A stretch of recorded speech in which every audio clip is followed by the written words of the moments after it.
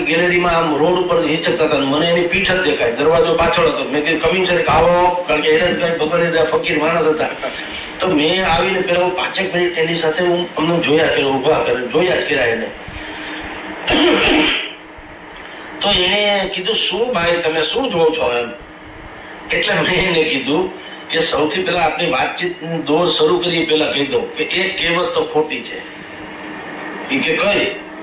તમે કહો છો ને આપણે સાંભળ્યું છે કે સિંહ કોઈ ખડ ન ખાય, ઈ મૂળાના પાંદડા ખાય, તમે આ ખડ ખાય.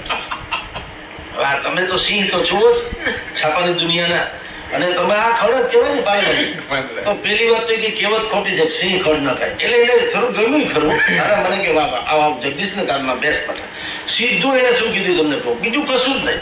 શીલાબેન અત્યારે વિદ્યમાન છે, કાંતિ ભટ્ટ તો દિવંગત થઈ ગયા, આપણા પિતા તુલ્યમાં. શીલાબેન છે અત્યારે દિલ્હીમાં. એને શીલાબેન ને ફોન, એટલે ફોનની રસોડામાં હતા, એને બોલાવ્યો, શીલા કઈ આવો. આપણે જેની વાત કરતા ને જગદીશ આવ્યો છે ને